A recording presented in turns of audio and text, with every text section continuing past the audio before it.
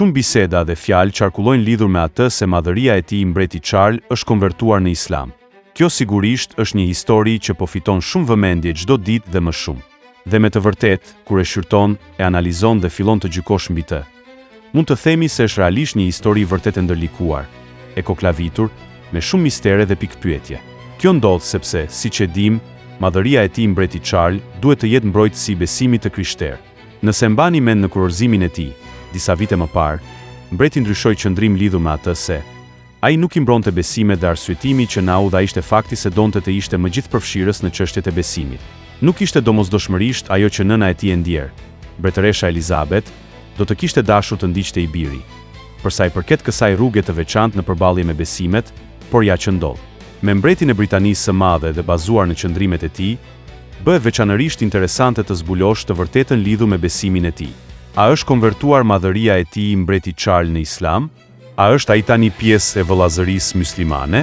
Më lejoni të shpjegoj disi sfondin dhe pak historik. Pasi siç e din të gjithë, familja mbretërore britanike presupozohet të jetë bastioni i besimit të krishterë. Historia e Charlit lidhur me konvertimin e tij të supozuar në musliman apo në të vërtetë në Islam, është pak si kjo histori e veçantë që do ju tregoj shkurt, dhe vjen nga historia e familjes mbretërore. Po të kthehemi pak prapa në kohë, në mbretërimin e mbretëreshës Victoria, nga ku dim se ajo zhvilloi një marrëdhënie shumë të fortë me Abdul Karim, një person që u lidh shumë shpejt dhe shumë ngushtë me mbretëreshën Victoria. Historia thot se ajo u dashurua me të për shkak të pamjes së tij egzotike. Fakte që ndoshta e dini, ai i plotësoi të gjitha nevojat asaj dhe si pasojë e bëri të ndihej përsëri e re. Papritmas pra, ajo gjeti një djalë të ri, i cili i dha të gjithë vëmendjen që i duhej. Për më tepër, ai filloi edhe të gatuante për mbretëreshën brenda pallatit Buckingham, dhe me sa duket kjo i pëlqente. Ajo ishte monarku i parë që bënte këtë lloj jetese dhe që ushqehej me të tjera lloj ushqimesh. Historia që qarkullonte në atë kohë për të, thoshte se mbretëresha ishte konvertuar në fen islame. Dhe si për të përforcuar këtë kemi një seri dëshmish brenda pallatit, që tregojnë se stilist, kuzhinier dhe të tjerë, literalisht nuk e duronin dot Abdulin në pallatin mbretëror. Por çështja u bë edhe më e thellë kur u zbulua se ajo i bleu atij një cop tokë në adeun e tij dhe atje ai ndërtoi një shtëpi. Mbretëresha Victoria ishte totalisht e dashuruar me të dhe mund të bënte gjithçka. Por nuk ka asgjë të dokumentuar që të pohojë se ajo u konvertua, ndryshoi fenë e saj, pasi u varros plotësisht meritet e pallatit dhe të besimit kristian. Si ka evoluar kjo histori e konvertimit të mbretit Charles në Islam? Janë dy aspekte për të cilat duhet të jeni shumë të qartë. E para, e kemi parë duke folur në video në ditën e Ramazanit duke kaluar mesazhe dhe përshëndetje. Gjithashtu ka organizuar edhe iftar në kohën e agjërimit brenda kështjellës Windsor. Këto shfaqje publike sigurisht që nuk u pëlqejnë shumicës së nënshtetasve të tij, britanikëve pra, dhe janë shtetasit ata që në thelb vendosin saktësisht se si duan të drejtohet monarkia. Por Charlie gjithmonë ka qenë mjaft kokfort, kokëshkret në atë që dëshiron të bëjë dhe në rastin konkret në dëshirën e tij për të mikpritur të gjitha besimet.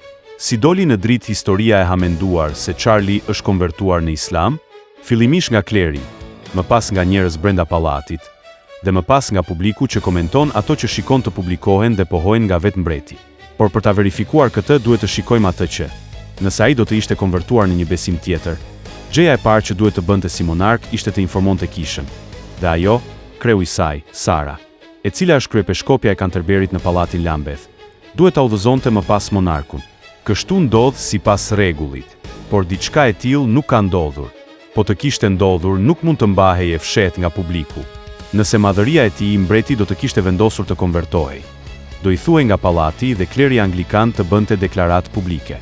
Ai ka folur publikisht për shumë gjëra të tjera, për martesën dhe tradhtitë e tij, si dhe për shumë ngjarje të tjera, pa patur barriera vetëpërmbajtje për të fshehur mendime apo dëshira të tij. Nga ana tjetër, brenda pallatit mbretëror thuhet se ai nuk kryen ndonjë ritual lutjesh gjatë ditës, apo të premteve që është karakteristik për Islamin lutja që bëhet nga besimtarët, që nuk ka rëndësi se ku ndodhen, ata duhet ta bëjnë, pasi nëse nuk e bëjnë, shikohet si sakrilegj. Nuk ka gjithashtu asgjë brenda dhomave të tij private relevante me fen, por ai e ka lexuar Kuranin, siç ka lexuar të gjitha librat fetar. Por ka të tjerë që mendojnë dhe këmbëngullin se mbreti Charles është konvertuar në Islam, ndoshta jo me rituale, por me dëshirë dhe me bindje.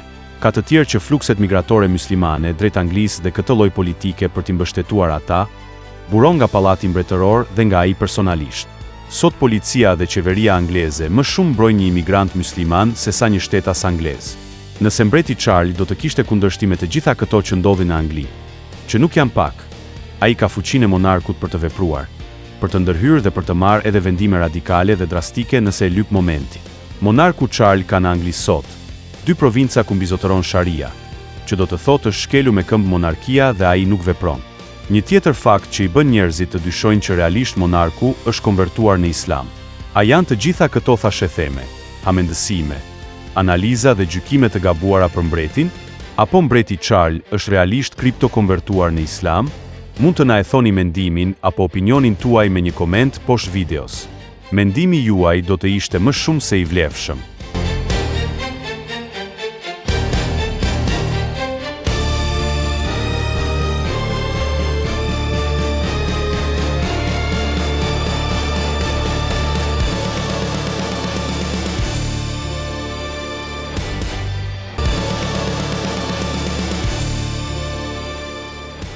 Mast Channel.